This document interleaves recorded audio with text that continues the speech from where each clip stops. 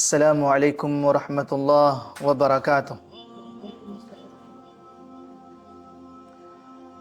Unang-una sa lahat, ang papuri at ang pasasalamat para lamang kay Allah subhanahu wa ta'ala. Pinupuri at pinasasalamatan natin ng Allah sa lahat ng kaniyang mga biyaya. At ako ay nagpapakupkup kay Allah mula sa kasamaan ng aking sarili at humihingi ng kapatawaran kay Allah sa mga aking mga nagawang mga kasalanan at pagkakamali. Ako'y sumasaksi na walang ibang Diyos na karapat dapat sambahin maliban lamang sa nag-iisang Allah ng walang pagtatambal, at ako'y sumasaksi na si Propeta Muhammad sallallahu alaihi wasallam ay ang kanyang alipin at ang kanyang sugong pinadala. Ipagpatuloy natin ang pagtalakay natin inshallah ta'ala sa mga asawa ng Propeta Muhammad sallallahu alaihi wasallam. Noong nakaraang araw ay tinalakay natin ang overview ng mga asawa ng Propeta sallallahu alaihi wasallam, sino mga asawa ng Propeta sallallahu alaihi wasallam, pangkalahatan, at ang ilan sa mga punto, mahalagang punto patungkol sa dahilan, layunin ng pag-aasawa ng Propeta sallallahu alaihi wasallam. Sinagot natin ang ilan sa mga issue na dapat maunawaan ng isang Muslim, lalong-lalo na kung bakit ang propeta ay nag-asawa ng higit sa pangkaraniwang 4 na babae, no, na ipinahintulot sa mga Muslim.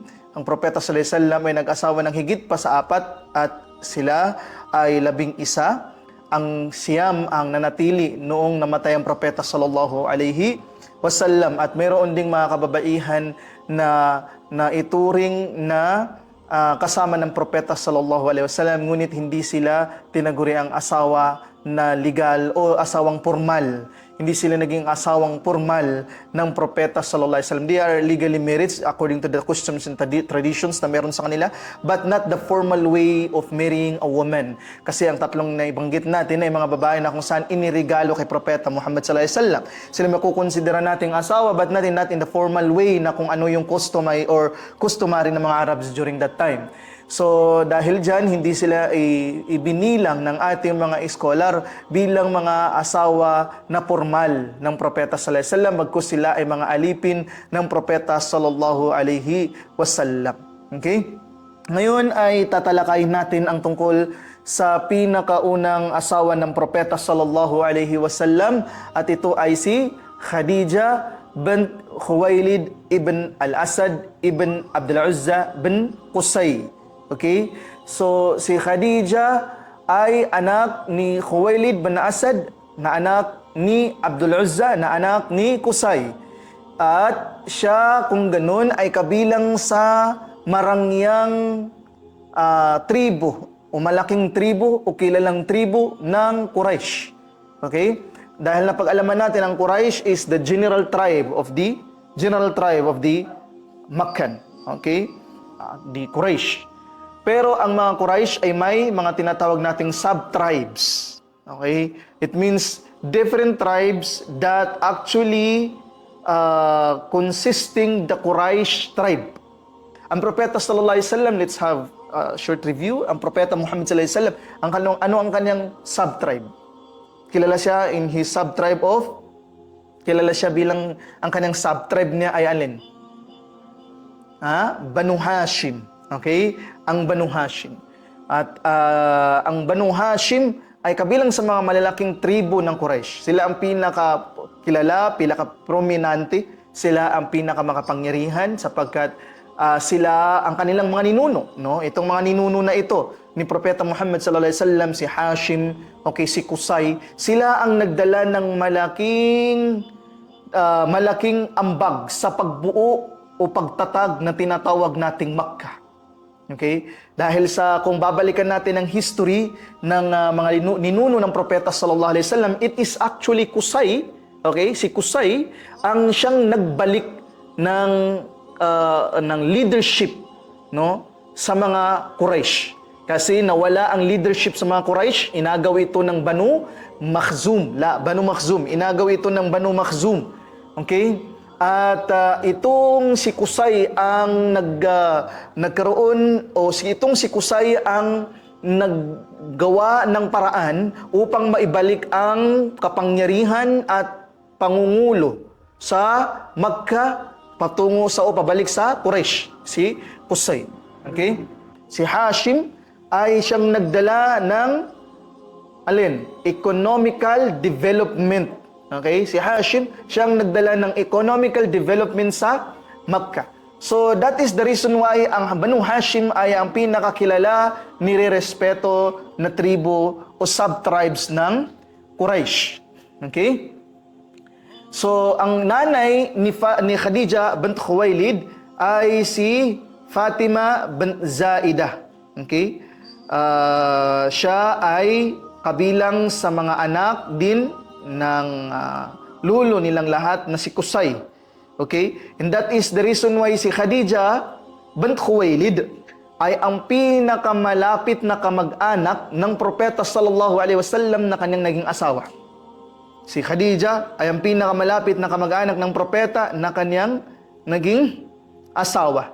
Mga kapatid, ni Khadija bint Khuwailid ay si Al-Awwam ibn Khuwailid.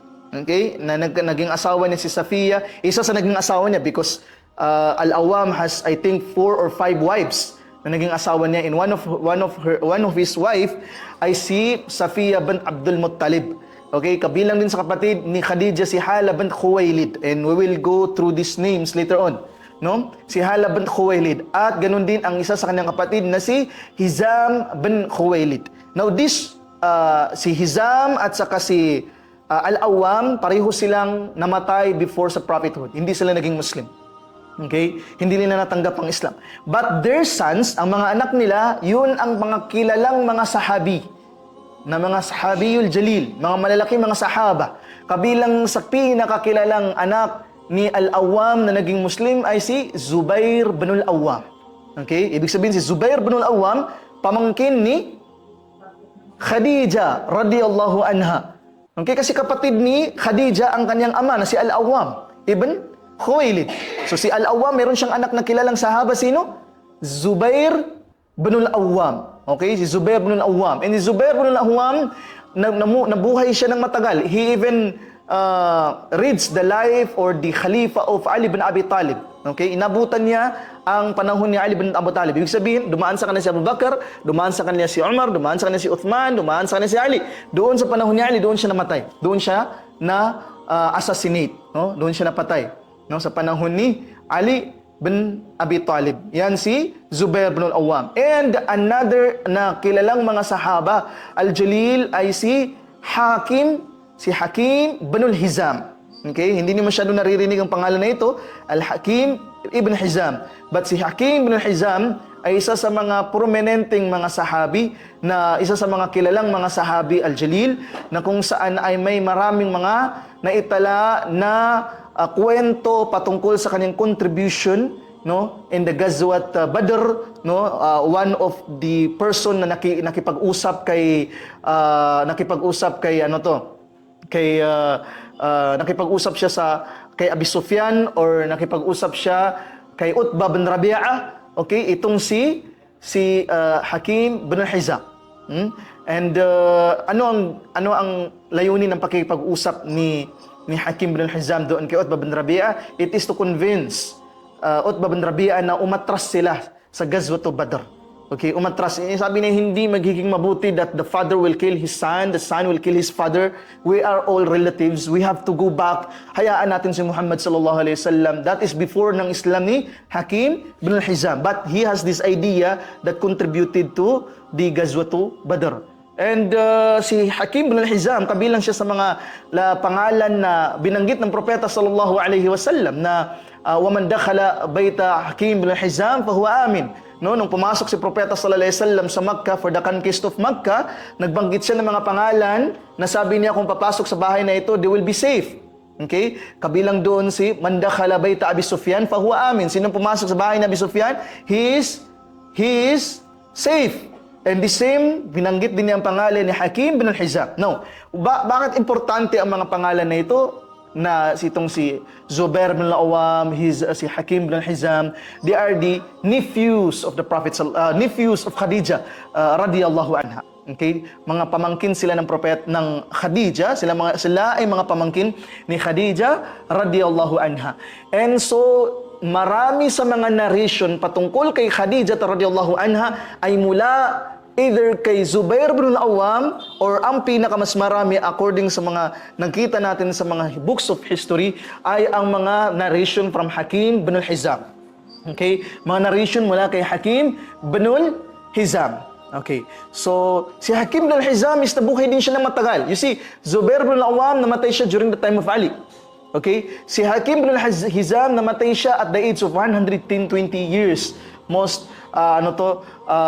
or less at that age of 120 years of age nung siya ay namatay. So, matagal siyang namuhay, okay? Matagal siyang namuhay bago siya ay namutan ng kaniyang kamatayan. And that is the reason why most of the narration patungkol kay Khadijah radhiyallahu anha ay mula sa mga individual na ito. Maliban pa sa sila ay pamangkin ni Khadijah, they live so long of their lives na kung saan nagawa nilang mag-narrate ng maraming mga kwento patungkol kay Khadijah radhiyallahu anha at sa mga buhay at mga pangyayari sa Makkah. Now, ang kwento o yung mga narration patungkol kay Khadijah radhiyallahu anha, if you look at the sira, if titingnan mo ang mga kutubus sira, no, ang mga libro ng mga kasaysayan, ang mga kutubus sira natin, okay, most of them are talking about the life of the Prophet sallallahu alaihi wasallam. Okay, there are some of the books of sira na nagkwento mula sa kapanganakan ng propeta hanggang sa kanyang kamatayan.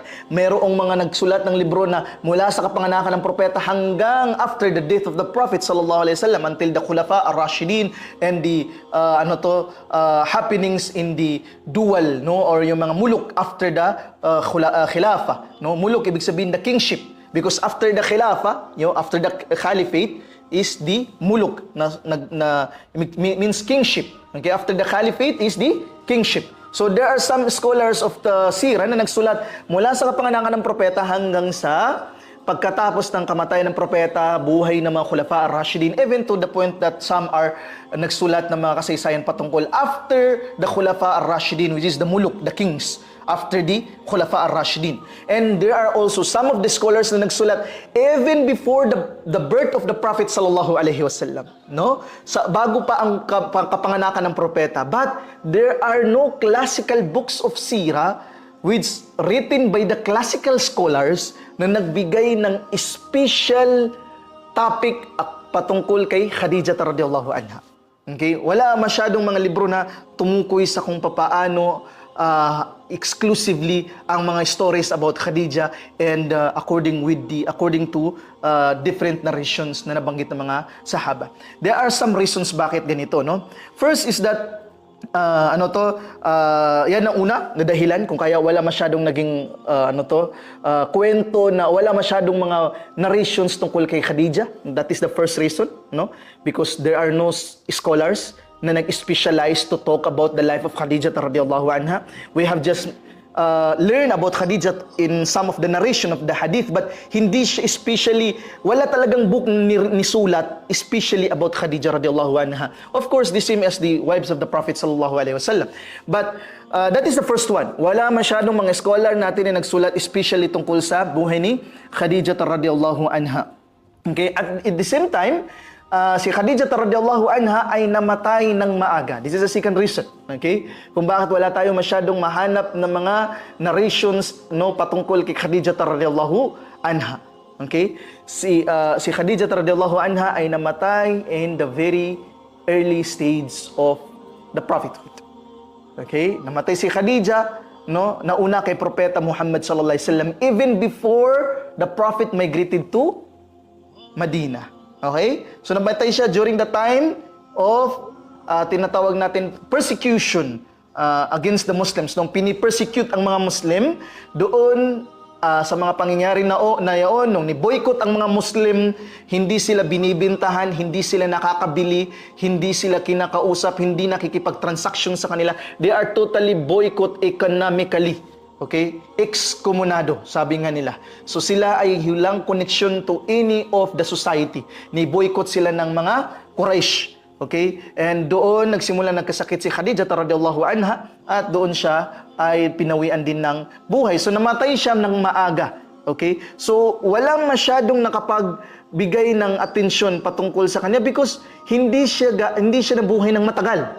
Okay? Namatay siya in the very early stage. And at the same time, another reason for this is that although ang Makkah, no, ang Makkah, the life of the prophet in Makkah, ang buhay ng propeta sa Makkah ay mas mahaba, mas matagal kaysa sa buhay sa Madina.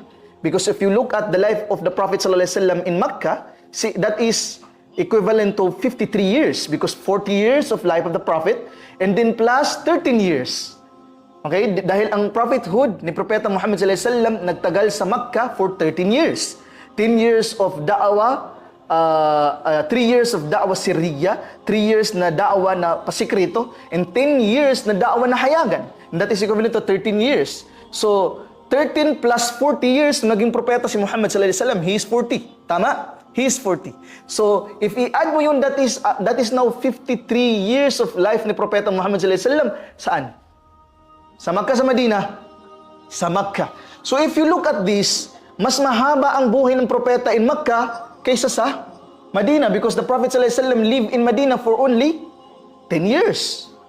Nakuha natin yun? But despite of that, mas marami ang nanarrate sa Madina kaysa sa Makkah. Why? Because during that time during that time doon sa Makkah, the Muslims are persecuted. Ang mga Muslim ay kukonti. Ang mga Muslim ay iilan lamang. Ang mga Muslim ay abala sa pagtatago. Abala sila sa pagprotekta ng mga sarili nila. Walang oras ang sino man na isulat ang ano ang nangyari at ano ang nagawa o ano ang see? So hindi nabigyan ng gaanong importansya ng mga sahaba that live in Makkah ang pagsusulat ng mga kasaysayan during the time na nandoon sila sa Makkah, because they are humiliated. They are being persecuted. Nakuha natin yun? Okay? So walang mga tao na kayang magsulat ng mga nangyayari during that time doon sa Makkah. And then another reason for that is that majority sa mga sahaba na nagsulat ng mga kwento o nagsulat ng mga narration of hadith, okay, lalo na ng mga pinagmulan ng sira, are people actually from Madina. Okay? Anas bin Malik radiyallahu an, okay, ang may marami ang narration kay Propeta Muhammad sallallahu alaihi wasallam. Abu Hurairah radiyallahu an. These are people na nag-Islam after na ng Propeta sallallahu alaihi wasallam ay nasa Madina. Most of the people na nagsulat ng mga hadith and stories about the Prophet sallallahu alaihi wasallam mula sa mga sahaba ay mula sa mga Madani or Madina people. Okay? From min ahli Yathrib. Mula sa mga tao ng Madina. Intindihan natin yan? Okay. And those stories na nasulat ng mga sahaba na ito at nakwento ng mga sahaba na ito, nakuha nila from those individual na nabuhay during the time of Meccan period. Okay? Na narrate sa kanila ng mga nabuhay nung time na yon sa Makkah. But the problem is, marami sa mga ahlu Makkah ay nasyahid, namatay, no? During the war, during the Ghazawat, dun sa pakipagdigma ng Propeta sallallahu alaihi wasallam, marami sa mga ahlu Makkah namatay, mga nasyahid. Okay? And maybe some of them nabuhay, but hindi sila gaano nagtagal. Like for example, ang ilan sa kanila, maybe namatay sa panahon ni Abu Bakar, maybe namatay during the time of Umar, maybe namatay during the time of Uthman. Wala gaanong mga maraming nabuhay na kung saan ay nag-narrate patungkol sa mga nangyari kay Khadija o nangyari sa panahon ng Makkah. But of course, meron pa rin natitira na siyang pinagmulan ng maraming mga hadith tungkol sa pangyayari saan? Sa Makkah. Meron pa rin natira, but they are not. Ang tinutukoy natin dito, my dear sisters, is that in terms of decimal, in terms of number, no, the number of the people who narrates from Medina and from Makkah is very few. Nakuha natin in terms of the Meccan period. Nakuha natin yun? Iilan lamang yung mga individual na nagbigay ng narration patungkol sa Makkah, because those individual na nagsulat and has the knowledge of what happened in Makkah are just few in compare sa mga tao na nandoon sa Madina that actually lived there. At those people na nandoon sa Madina like Abu Hurairah and so on and so forth from the Sahaba na nag-narrate, they are not people of Makkah. They are people who migrated into Madina or people who actually lived in Madina. Intindihan natin yun? Okay? So that is another point that you have to understand, no? And pangatlo, na very important reason also why wala masyado naging narration kay Khadija radhiyallahu anha, it is because hindi gaanong siyempre, hindi gaanong nakakasaksi ang sinuman patungkol sa kung papaano si Khadija kay Propeta Muhammad sallallahu alaihi wasallam, because these are seclusions, di ba? Ito ay pag-iisa sa pagitan ng Khadija at ng Propeta Muhammad sallallahu alaihi wasallam. So, who will narrate kung papaano si Khadija kay Propeta Muhammad, paano maglambing si Khadija, paano mag-alaga si Khadija. There are some of the narrations but not plenty. We are talking about the quantity.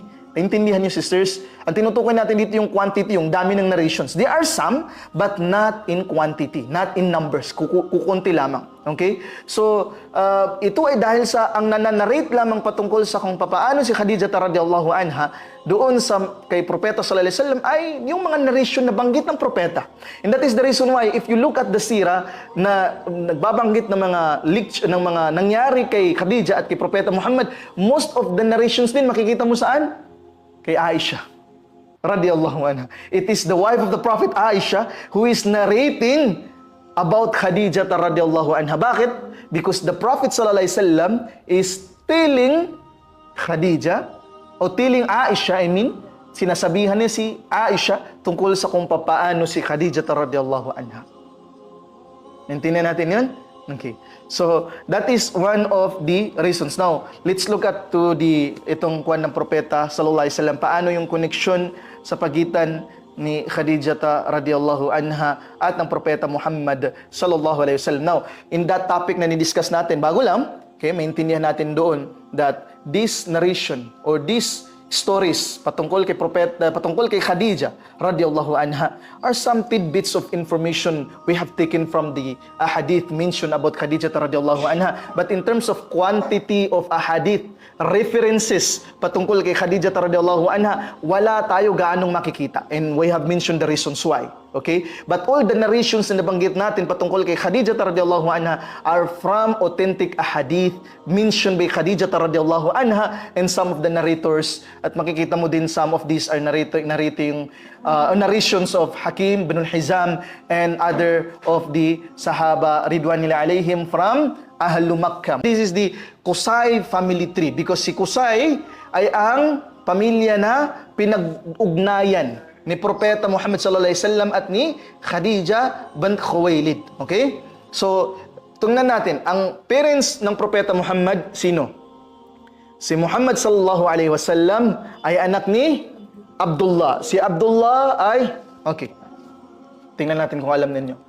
Okay? Si Abdullah, ang kanyang father. Si Abdullah, sino ang ama niya? Si Abdul Muttalib. Si Abdul Muttalib, sino ang ama niya?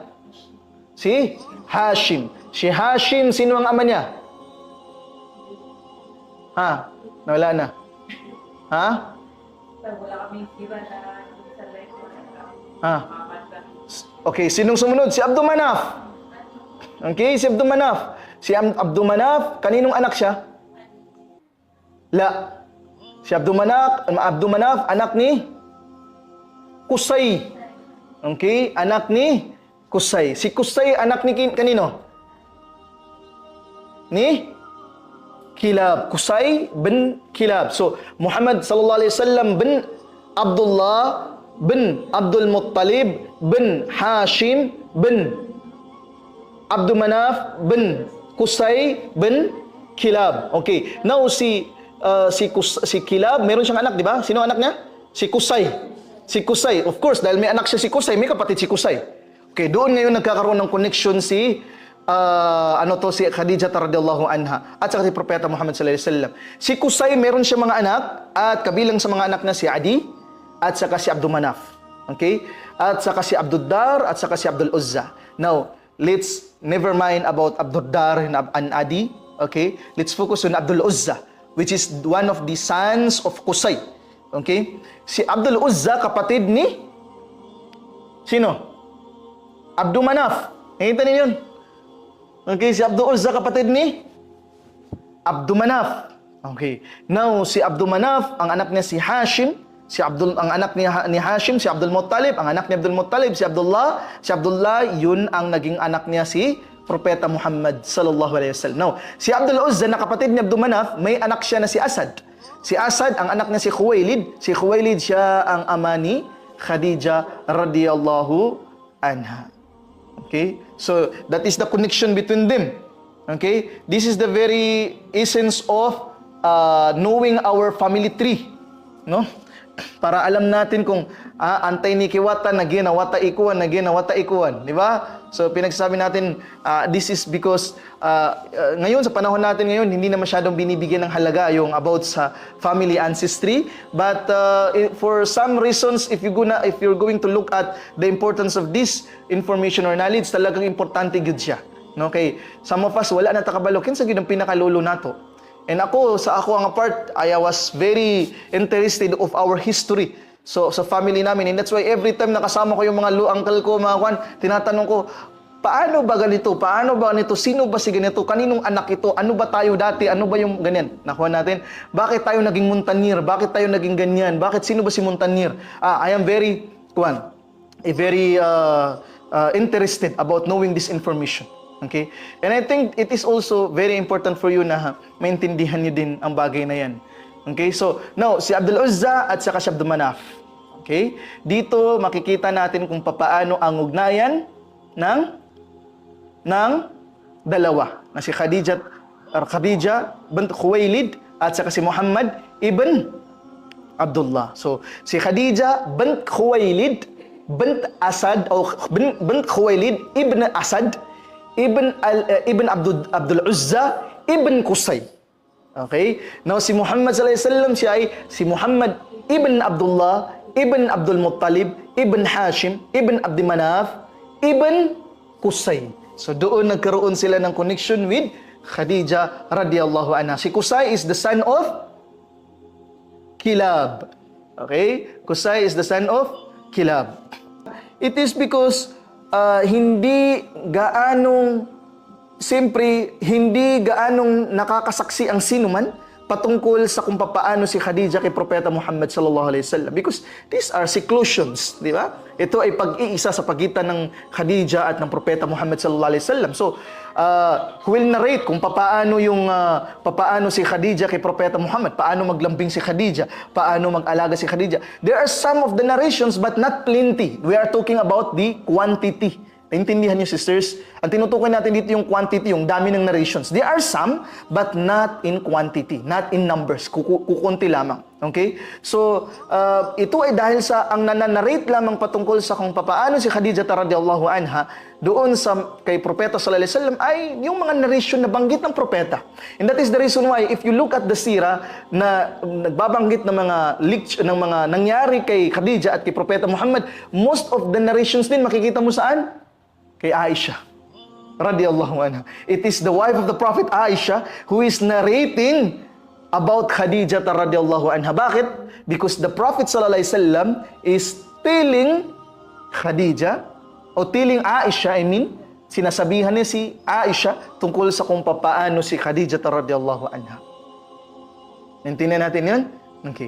So, that is one of the reasons. Now, let's look at itong kuwan ng Propeta sallallahu alaihi wasallam. Paano yung connection sa pagitan ni Khadija radhiyallahu anha at ng Propeta Muhammad sallallahu alaihi wasallam. Now, in that topic na ni-discuss natin, bago lang, okay, maintindihan natin doon that this narration or these stories patungkol kay Khadija radhiyallahu anha are some tidbits of information we have taken from the ahadith mentioned about Khadija radhiyallahu anha. But in terms of quantity of ahadith references patungkol kay Khadija radhiyallahu anha, wala tayo gaanong makikita, and we have mentioned the reasons why. Okay? But all the narrations na nabanggit natin patungkol kay Khadija radhiyallahu anha are from authentic ahadith mentioned by Khadija radhiyallahu anha and some of the narrators, at makikita mo din some of these are narrations of Hakim bin Hizam and other of the Sahaba ridwanillah alaihim from Ahlu Makkah, mula sa mga kay Propeta Muhammad sallallahu alaihi wasallam, which itong dalawa na ito nagkaroon ng anak dito si Khadija radhiyallahu anha. Okay? So matotal, ilan ang anak ni Khadija kay Propeta Muhammad? Ilan? 6. Okay? And then atong 6 na ito, meron pa siyang 3 anak na nauna mula sa 2 asawa na ito, where accordingly 2 lang, in some of the narrations ng tarikh na nabasa natin kay Ibn Kathir rahimahullahu ta'ala, na-mention niya that there are actually 3 sons daughters or mga offspring ni Khadija mula sa dalawang asawa na ito. In some of the narration from the other books of Sirah is dalawa lang, and accordingly ito ay mula kay Malik bin Zurara. Kay Atik daw wala siyang anak mula doon. Wallahu alam, but in the narration of Ibn Kathir, and I want you to focus on the narration of Ibn Kathir, okay, para di lata magkasilaksak sinagol sa tong utukan sa bitinuod ani. Okay, so dirirata sa narrations ni Ibn Kathir that actually the Prophet Muhammad Khadijah radhiyallahu anha ay meron siyang 3 anak bago kay Propeta Muhammad sallallahu alaihi wasallam, and that is 2 daughters and 1 man, 1 boy. Okay? 2 babae at 1 lalaki. So ang isa sa mga anak niyang babae ay si Muhammad. Okay? Na ang pangalan niya ay Hind. Okay, si Muhammad na ang pangalan niya ay Hind. Okay, at ito accordingly, this is the narration of Ibn Kathir that this is Hind bint Atik, anak ni Atik bin Aid. Yung binanggit natin kanina, si Atik bin Aid al-Makhzumi al-Qurayshi. Okay, so sino ang pangalan ng anak niya? Si Hind. Sino? Pangalan ng anak niya doon? Hind. Okay? Si Hind, ang kanya is si Muhammad, palayaw niya or ang kanyang lakab. Okay? Si Muhammad. Muhammad bin As-Sayfi. Okay? Because si Hind na pangasawa ni Sayfi. So, ang anak niya is si Muhammad. So, tinawag siyang Muhammad. Hind bin Atik. Okay? So, next, doon sa ikalawang asawa niya, na sino? Si Abu Hala. Okay? Or si Malik. Ang pangalan ni Malik is si Abu Hala. Okay? Abu Hala. Now, accordingly, this is the narration of Ibn Kathir, no? Na siya ay may 2 anak mula kay Abu Hala. Meron siyang anak na 2 mula kay Abu Hala or si Malik. Okay? Anong lakab ni Malik? Anong lakab ni Malik? Abu Hala. So, tinitingnan ko kung ano ba, nakaka-con ba kayo or murag na-confuse mo. Okay? So, si Malik, anong pangalan niya? Abu Hala. Okay? Si Muhammad, anong pangalan niya? Hind. Good. Okay? So, si Abu Hala, okay?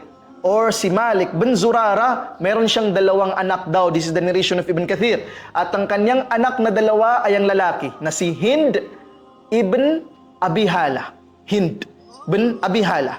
And then pangalawa ay babae na si, anong pangalan niya? Si Hala. Okay, kaya tinatawag siyang si Malik, tinatawag siyang Abu Hala. Kasi ang anak niyang si Hala. Okay, si Hala bin Malik or Hala bin Abi Hala, Malik bin Zurara. Okay? So para mas masabdan ninyo, 2 ang pangalang Hind na anak ni Khadijah. 2 ka pangalan. Isa ka lalaki, isa ka babae. Because ang name na Hind sa mga Arab ay may pagpapangalan sa mga Arab na ginagamit nila para sa babae, ginagamit din nila para sa lalaki. Okay? So, ang Hind na pangalan, accordingly, if you will understand the narration from Ibn Kathir, is that 2 ang pangalan, 2 anak niya ni Khadijah, ang pangalan niya ay Hind. Isang Hind na babae at isang Hind na lalaki. Ang lalaki, anak niya kanino? Mula kay Malik. Okay? Ang babae, anak niya mula kay Atik. Okay? Nakuha natin? So, nag-iisa lang ang anak ng lalaki doon. Sino? Si Hind. Mula kay Atik. Ang 2 ay babae. Anong pangalan? Hind at saka si Hala. Okay? Si Hind at saka si Hala. 2 babaeng anak niya. Okay? So, unta, wala mo malibog ana, ha? Ha? To understand, okay, si Khadijah radhiyallahu anha, okay, mayroong 2 babaeng anak. Okay? Mula sa ibang asawa niya, 2 babaeng anak at 1 lalaki. Okay? Now, ang nakalibog din ay 2 ka Hind. Okay? Ang isa ka Hind lalaki, ang isa ka Hind babae. So if you're gonna ask, or matatanong kayo anong pangalan ng mga anak ng Khadija mula sa ibang asawa niya, sabihin mo 3, 2 Hind. No, meron ka ng 2 pangalan, 2 Hind at 1 Hala. Yun lang. Very easy. 2 Hind, 1 Hala. Intindihin natin? 1 Hind na lalaki. Okay? Mula kay Atiq. Wala. Mula kay Malik. Mula kay Malik. 1 Hind na lalaki mula kay Malik. Mula kay Malik. 1 Hind na lalaki mula kay Malik. Mula kay Malik. 1 Hind na lalaki mula kay Malik. Okay? 1 Hind na babae mula kay Atiq. And then isa pang babae na si Hala mula kay Malik. That's it. Ganun lang.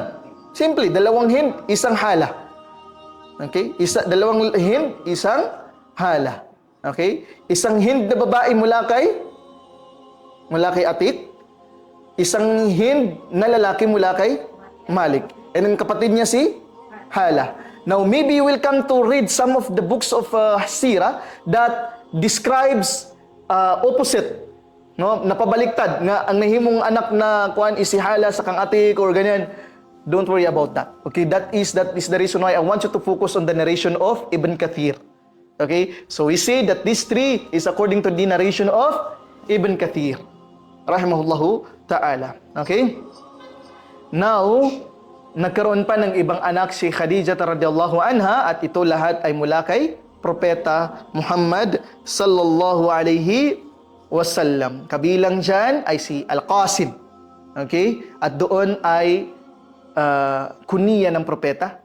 Tinatawag si propeta na Abul Qasim. Okay? Abul Qasim Muhammad ibn Abdullah. Okay? Kasi ang kanyang unang anak na lalaki si Abul Qasim o ang si Qasim. Si Al-Qasim ang unang niyang anak na lalaki. Okay? Next na anak ng propeta na lalaki ay si Abdullah. Okay? Si Abdullah tinatawag din siyang At-Tahir At-Tayyib. Okay? At-Tahir At-Tayyib. Okay? So when I look at these names, there are some books na binanggit nila na magkaiba si Tahir at saka si Tayyib. But when I go deep in researching about this name, actually one person, that is Abdullah. Okay, si Tayyib at saka si At-Tahir is one person, that is Abdullah. Nakuha natin yun? And then next is si Zainab, and then si Ruqayya, and then si Kulthum, and then si Fatima. So these are the daughters and sons of Khadijah radiyallahu anha. Okay, so lahat ng anak ng propetang 6, o lahat ng anak ng Khadijah na 6 mula kay Propeta Muhammad. Okay, ang 3 ay mula sa 2 una niyang asawa. Okay? Now, paano bang interaction? Nagsimula ang interaction of the Prophet Muhammad sallallahu alaihi wasallam with Khadijah radhiyallahu anha. Okay? Now, alam natin si Khadijah radhiyallahu anha is a wealthy woman. Okay? Siya ay mayamang babae. Okay? Because he has 2 husbands na dumaan sa kanya. And accordingly, nabasa ko sa sira is that this actually leave her, no? A lot of money. Okay, so siyempre tagapagmana bilang asawa, so naiwan kay Khadijah ang napakalaking kayamanan mula sa mga nauna niyang mga asawa. Okay? And then nung namatay ang kanyang pinakahuling husband, hindi na siya nag-asawang muli. Okay? Why? Sa tingin niyo bakit? Okay? Because she wants to focus sa kanyang sarili. Okay? Wala na siyang kailangan. Because she is already wealthy. Mayaman na siya, marangya na, may mga anak. Para sa kanya, she don't feel na mag-asawa muli and he will just become her problems, emotional triggers. Okay? So para sa kanya, no, I just want to focus myself because I am already wealthy and I have a lot of businesses na pinapatakbo ko. Okay? So, napakarami ang mga tao na lalaki. No? Because si Khadijah is accordingly sa mga characteristic physical characteristic ni Khadija, she is very beautiful. Napakaganda niyang babae. And she is neat. Napakalinis niya. Okay? Accordingly, her hygiene is sobra siya nangangalaga sa kanyang physical hygiene. Okay? And she is always clean and neat. Okay? And napaka mahinhin na babae, formal na babae, wise na babae, matalino na babae. Okay? And siya ay sa isang babae na mayaman. So these are all characteristic na gusto ng lalaki, di ba? So maraming mga Arabs, mga people of Quraysh, gusto mag-asawa kay Khadija radhiyallahu anha. Pero lahat ng mga proposals ay tinanggihan niya. Lahat ng mga proposals na ito ay tinanggihan niya. Okay? And of course, dahil siya ay mayaman, marami siyang business. Okay? And what is the possible na disadvantages dito? Being a woman who has lot of money and businesses, what is part of the disadvantages of this? Being alone, being one person, being a single mom. Okay, what will be the disadvantage of this? People will take advantage of her. Okay? So, yung mga businesses niya na pinapatakbo niya, madalas hindi dumarating sa kanya yung enough na income. Madalas ay niluluko siya ng mga pinagkakatiwalaan niya. Okay? Madalas kapag meron siyang mga businesses na pinatakbo, bumalik sa kanya, wala na. Kumbaga, it's just a few amount of money and then the trusted person kay magkuhan lang siya, magdahilan lang siya na nawala or nagkulang or so on and so forth. Ano bang alam ni Khadija anong nangyari doon sa paglakad nila? So what if kukunan niya ng 50% doon sa lahat ng kita ni bulsa niya? Alam ba ni Khadija radhiyallahu anha? Hindi niya alam. So most often, itong si Khadija ay naluloko. Most often, itong si Khadija ay na dideceive ng mga individuals na ito na pinagkakatiwalaan niya. Okay? So, ano ang naging resulta? Okay? Naging stressful si Khadija tungkol sa bagay na ito. Because madalas na nawawala sa kanya yung mga incomes niya. Until sa dumating ang pagkakataon na nakasama niya ang kanyang kapatid na si Hala. Natatandaan niyo? Si Hala? One of her sister. Hala bint Khuwailid. Okay? Merong tatlong kapatid si Khadija. Sino ngayon? Al-Awwam bin Khuwailid. Sino pa? Lalaki. Si Hizam bin Khuwailid. And then may isang babae. Hala bint Khuwailid. Si Hala. Si Hala, mayroon siyang maraming mga kambing. Okay? And of course, si Propeta Muhammad sallallahu alaihi wasallam, as you know, he is a shepherd. Tama? He is a shepherd. And once nag-hire si Hala ng isang lalaki na mangangalaga sa kanyang mga kambing. But ang kondisyon ni Hala, sabi niya, kumuha ka ng iba pang kasama mo, I want you na maging dalawa. So that mayroong magpre-remind sa iyo sa isa or may mangangalaga sa isa of my interest. Maybe if ang isa magbinuang, ang isa dili. Di ba? So it's a matter of trust. So I want you become two. Okay? So ngayon, ang isang itong lalaki, kinuha niya ang partner niya na si Muhammad. Because Muhammad sallallahu alaihi wasallam is a shepherd. He's a good shepherd. Okay? And kilala si Propeta Muhammad as trusted person. Al-Amin. Di ba? As-Sadiqul Amin. Yun ang kilala kay Propeta Muhammad sallallahu alaihi wasallam. He's a truthful. Never being liar. Okay? Si Propeta Muhammad. So, kinuha niya si Propeta Muhammad as his partner. Okay? And noong kukunin na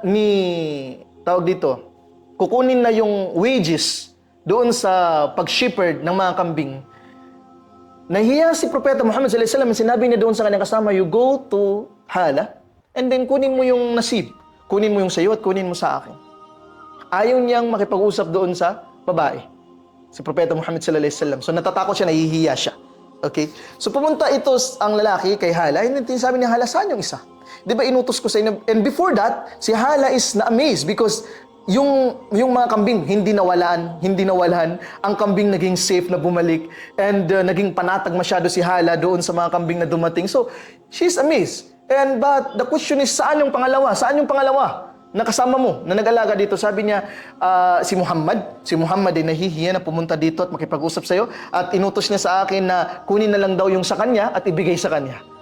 And that is the first time na si Hala na makarinig siya ng ganong klase ng lalaki. Because most of the time, alam mo yung panahon ng Jahiliyyah, time of ignorance, full of deception, full of liars, full of these ill-minded people. Nakuha natin? And it is so amazing para kay Hala that there is a person who is characterized by this kind of attitude na nahihiya siya. He is so shy na makiharap sa isang babae. At the same time, na-trust niya doon ang kanyang mga kambing. So, na-amaze si Hala. And ang lalaki na ito, nagkukwento ng maraming karakteristik na nakita na kay Muhammad sallallahu alaihi wasallam. And mas lalong na-amaze si Hala. And during that time, during that conversation, mayroong isang kasama ni Hala na katabi niya. Sino yun? That is Khadija radiyallahu anha. During that time na nagkukwento at nag-uusap itong kanyang katiwala at saka si Hala, nandoon si Khadija na nakikinig. And take note, si Khadija, nagpo-problema siya. Sino ang mapagkakatiwalaan niya magdala ng kanyang businesses? And now here come, nandoon siya nakaupo at nakikinig sa isang kwento tungkol sa isang lalaki na makisig, mabait, na lalaki na pagkakatiwalaan, na very trustworthy man, and so on and so forth. She become very interested. So na-feel niya na, sinong lalaking to? Who is this? And then nabanggit si Muhammad.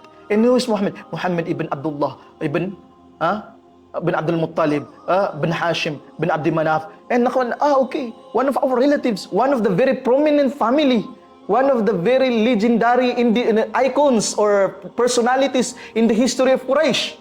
Kasi ang mga lulo ng Propeta Muhammad sallallahu alaihi wasallam, dili basta-basta. Okay? They bring a lot of development sa Makkah. Utang ng mga buong Quraysh kung ano ang dinala ng mga lulo ng Propeta Muhammad sallallahu alaihi wasallam para mag-develop ang Quraysh o ang Makkah.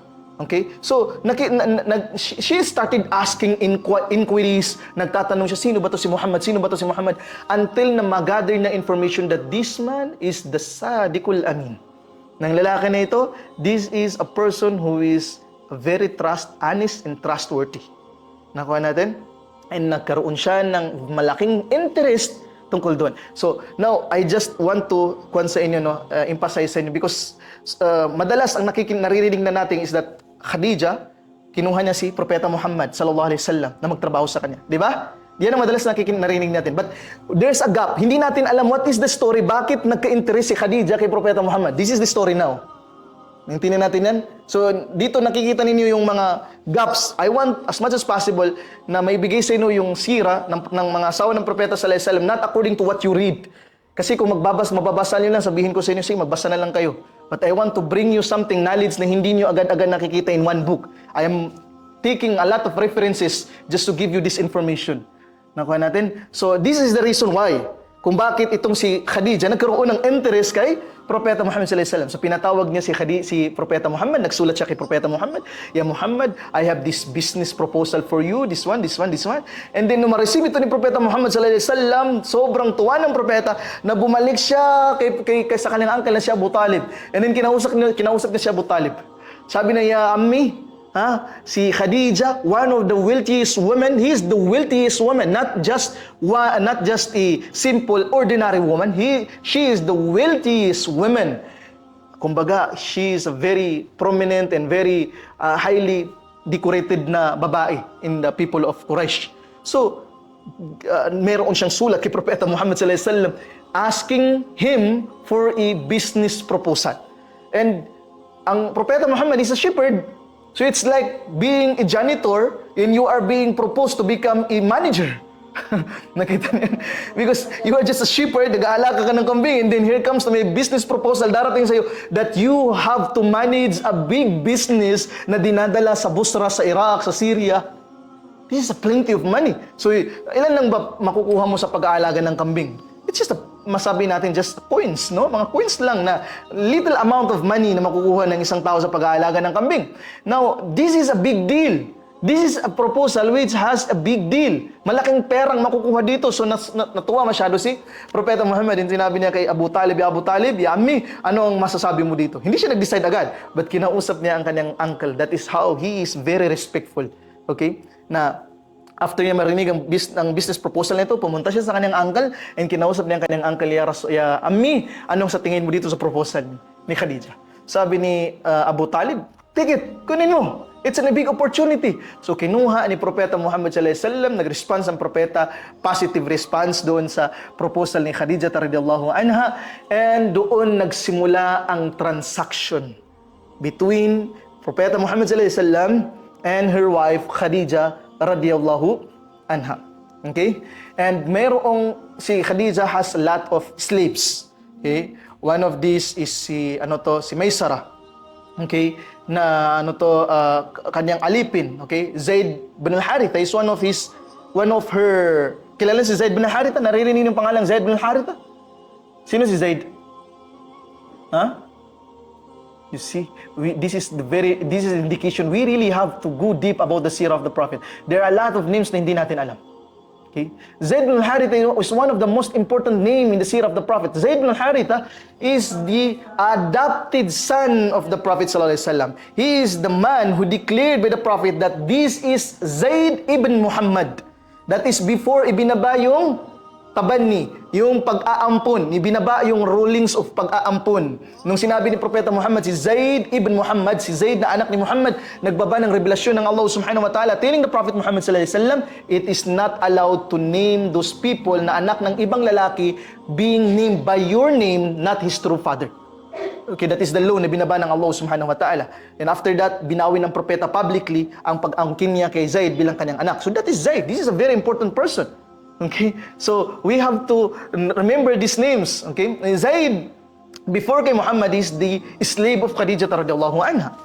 Naintindihan natin yun? Now, si Maysara, pinadala niya, one of her slave, pinadala niya kay Propeta Muhammad. Now, tingnan mo, kasi I heard this man, he's a trustworthy person, he's an honest person, mapagkatiwalaan, makatwiran, makatarungan na tao. I want you to look at him.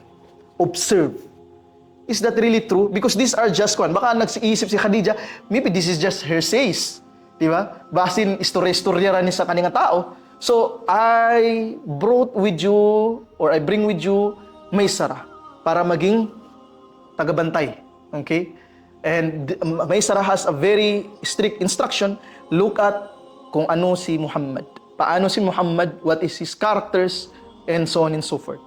And that is why, nang dumating sila sa Sham, dumating sila sa Busra, at nagkaroon ng maraming transaction, doon pa nagkaroon ng income na bumalik na income kay Khadija ng sobra-sobra na kayamanan.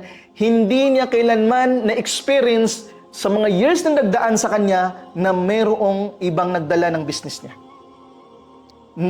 Nag-benefit ng sobra, tawag dito, rabiha, nagginansya og sobra. Okay? Yung business ni Khadija radhiyallahu anha na dinala ni Propeta Muhammad sallallahu alaihi wasallam. So, that is first point for Khadija.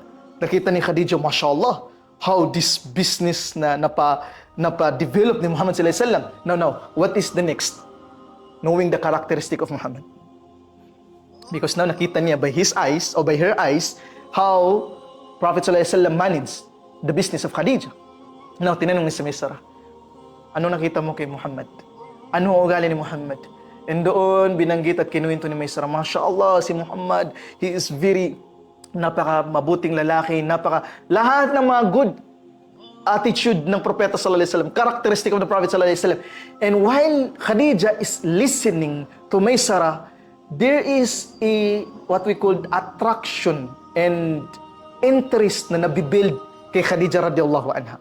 Okay? So much so, na si Khadija radhiyallahu anha rejecting all the proposal, now she is the one who want to give proposal to Prophet Muhammad sallallahu alaihi wasallam. You see that? Ni-reject ng lahat ng proposal ng sino mong lalaki, but here comes siya ang nag-propose para kay Propeta Muhammad sallallahu alaihi wasallam. So nung marinig lahat ni Khadija radhiyallahu anha, lahat ng mga kwento, sinabi ni Maysara, amazing stories na binanggit ni Maysara during their travel for the business with Muhammad sallallahu alaihi wasallam, Khadija radhiyallahu anha feel so much amazed of the Prophet sallallahu alaihi wasallam, and then taman sa nag-decide siya. Kinausap niya one of her closest friend. Sino yun? Si Nafisa. Okay? Kinausap niya ang very close of her friend, si Nafisa. Kinausap niya si Nafisa at sinabi niya kay Nafisa, you see, I heard this about Muhammad, and this is a man na kapuri-puri, ito ay lalaki na kahanga-hanga, ito ay lalaking ganito. And I am so shy to tell anyone, but I want to tell you about this para mamagitan ka sa amin. Okay. So anong ginawa ng Nafisa? Pinuntahan niya si Propeta Muhammad sallallahu alaihi wasallam. Pagdating na kay Propeta Muhammad sallallahu alaihi wasallam, sinabi niya, Muhammad, bakit hindi ka mag-asawa? Sabi ng Propeta Muhammad sallallahu alaihi wasallam, at paano ako mag-aasawa? Ako ay walang kayamanan, nakatira ako sa aking uncle. Because during that time, nakatira ang propeta sa bayit ni Abu Talib, sa bahay ni Abu Talib. Okay? So, sino sabi niya, mag-aasawa sa akin? I have no mal, wala akong kayamanan, wala akong bahay na tinitirhan.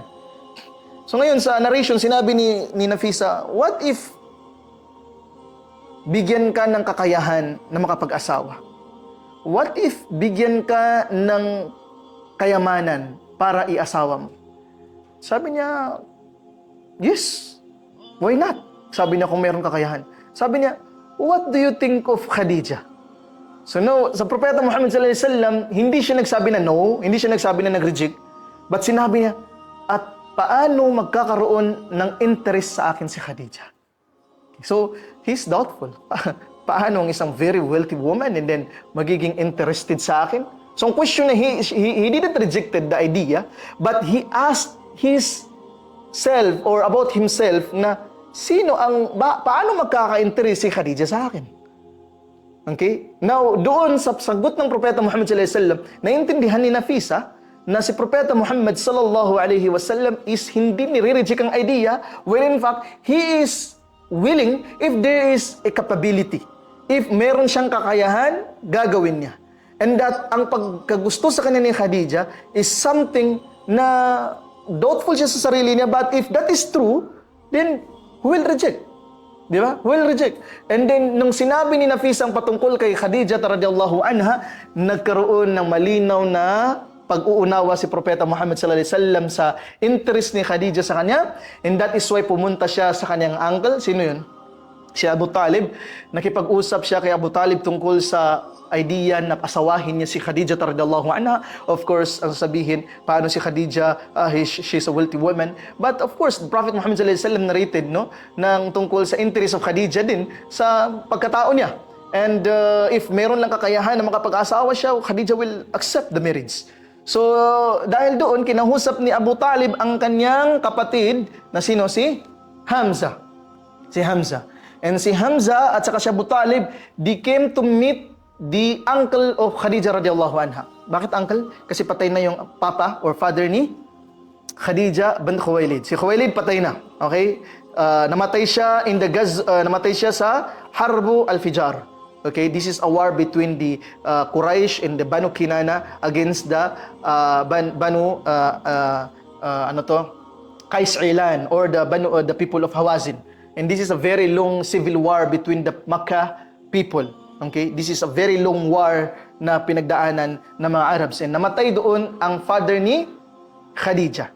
Okay, sa Harb al-Fijar. So, ang nangasiwa sa kanyang marriage from his side is ang kanyang uncle si Amr bin al-Asad. Okay, si Amr bin al-Asad, kapatid ni Khuwailid.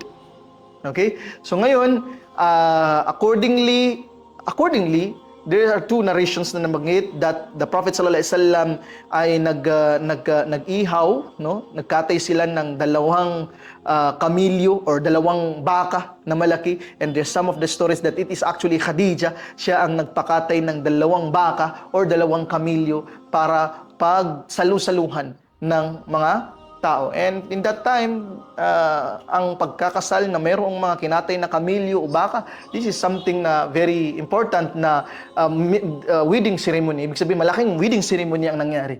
Okay, so ang propeta Muhammad sallallahu alaihi wasallam na asawa niya si Khadija radhiyallahu anha biidnillahi ta'ala sa pahintulutan ng Allah subhanahu wa ta'ala. And the Prophet sallallahu alaihi wasallam during that time is 25 years old, and accordingly sa famous narration of the Sirah that si Khadija ay 40 years old. But I have to mention some of the narration na nakita ko that some actually of the historians ay nagsabi that Khadija is actually 28 years old noong pinangasawa siya ni Propeta Muhammad sallallahu alaihi wasallam. Ilan? 28 years old. And this is the narration of Ibn Abbas radiyallahu an. Ito ay narration of the son of Abbas, the nephew of the cousin of the Prophet sallallahu alaihi wasallam, that Khadija radiyallahu anha is actually 28 years old nung pinangasawa siya ni Propeta Muhammad sallallahu alaihi wasallam. That is the another famous narration. As what I said, I am mentioning to you other narrations for you to have a broadened understanding, broadened knowledge about sa mga issues, no?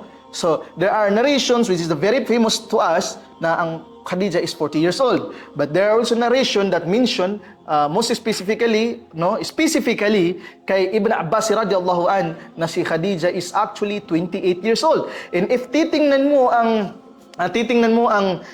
narration na ito, this is somehow the nearest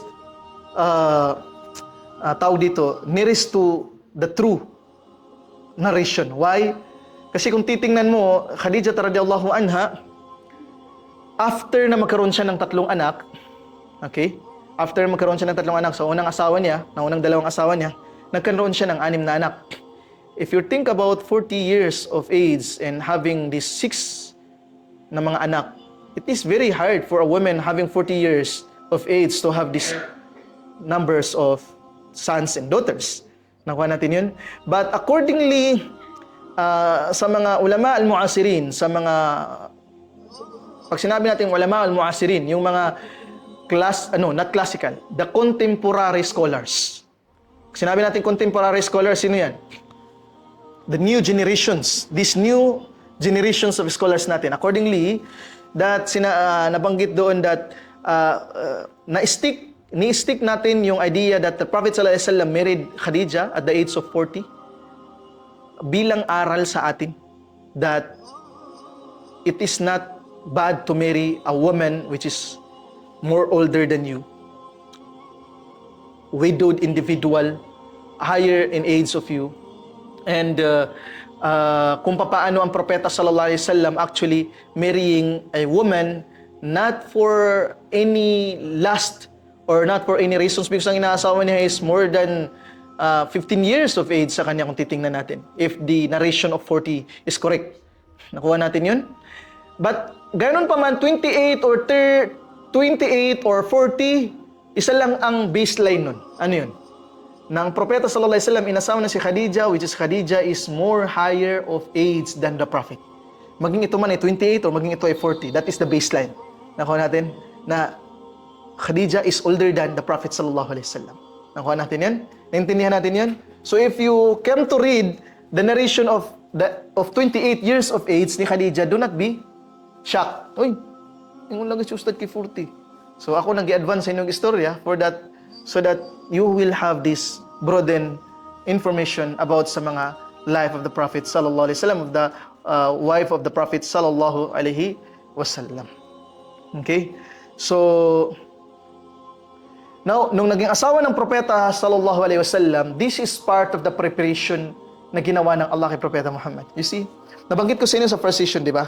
One of the reason of the Prophet sallallahu alaihi wasallam marrying, okay, is part of the preparation of Allah for the Prophet sallallahu alaihi wasallam before becoming a prophet.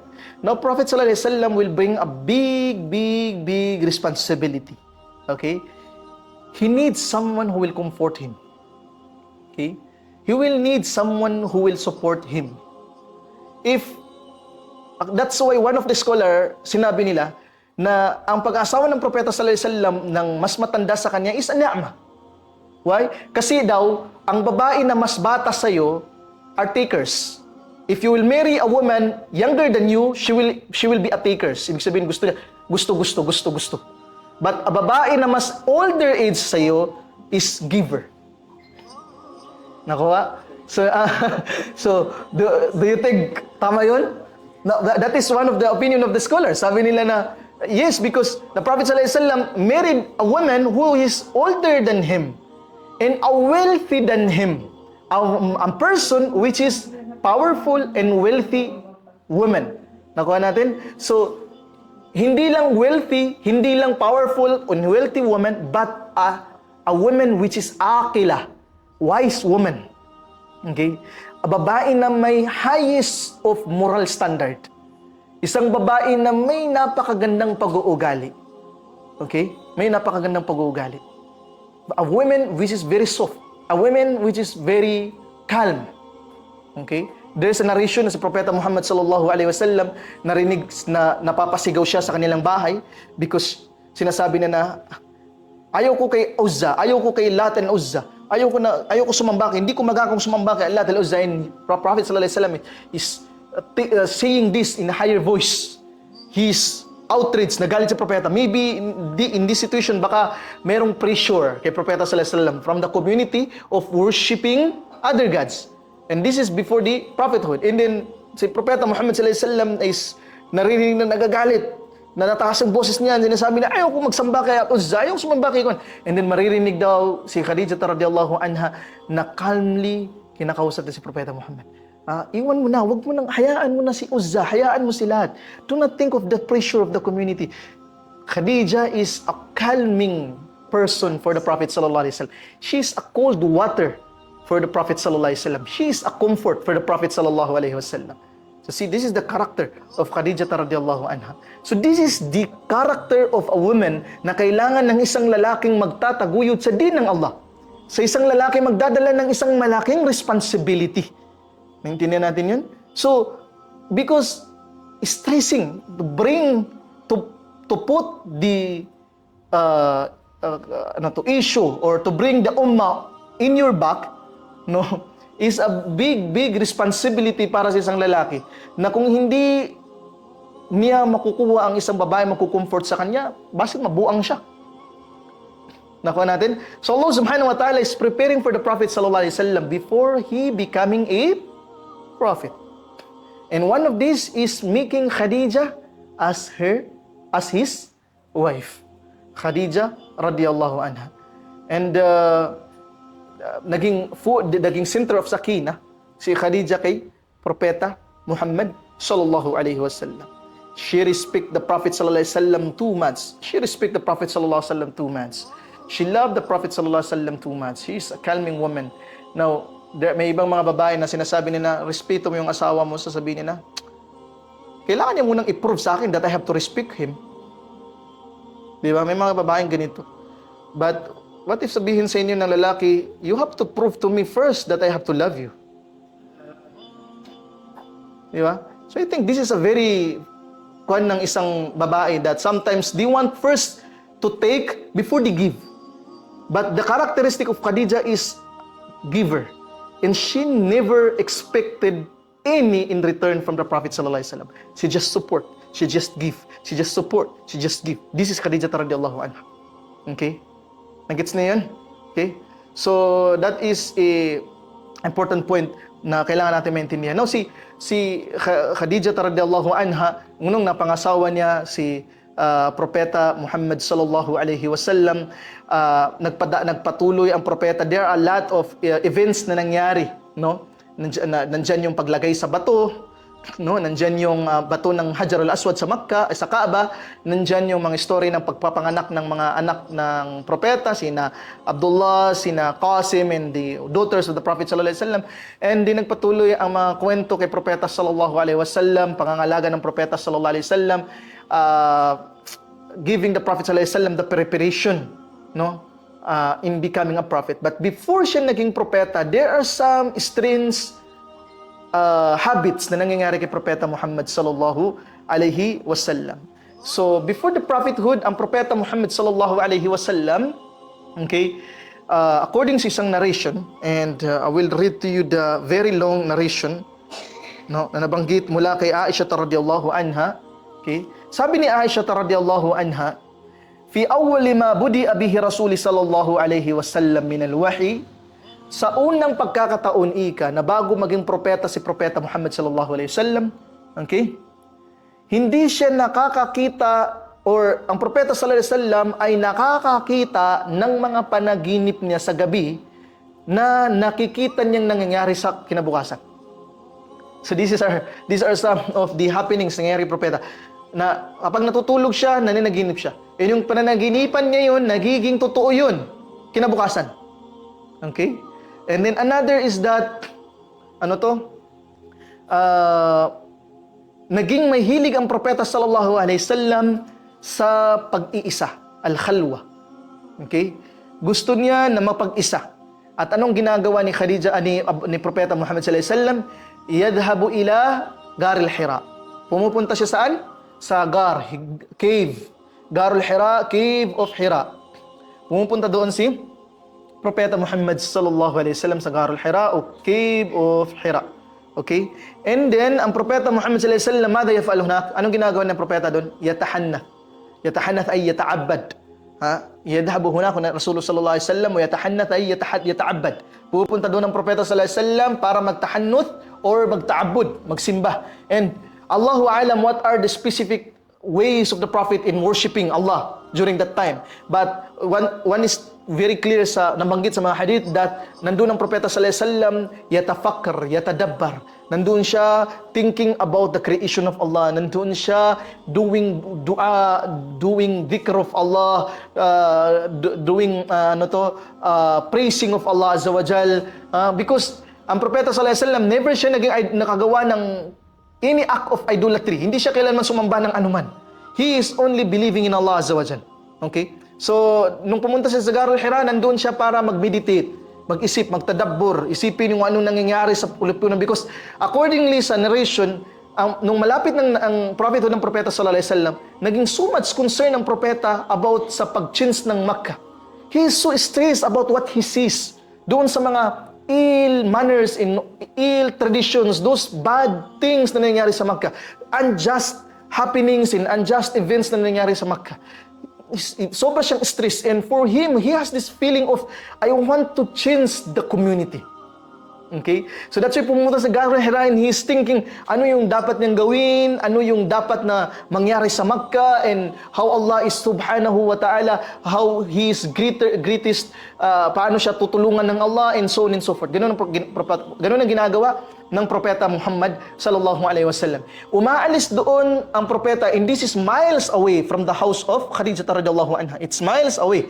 It is miles away. So, accordingly, during our time, if aakyat ka, sa time natin ngayon if aakyat ka from the valley, papunta doon sa pinakataas ng bundok ng Jabal Nur, which is hindi yan Jabal Nur before, tinawag natin ngayong Jabal Nur because binaba doon ng revelation, but that was not called Jabal Nur during that time.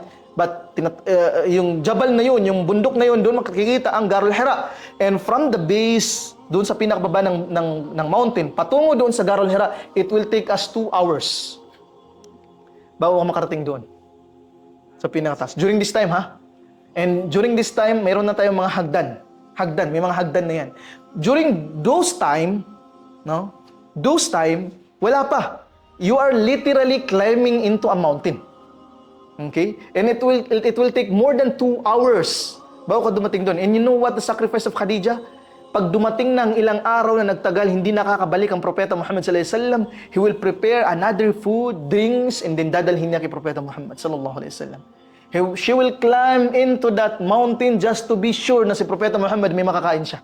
Na si Propeta Muhammad sallallahu alaihi wasallam meron siyang maiinom. That is Khadijah radhiyallahu anha.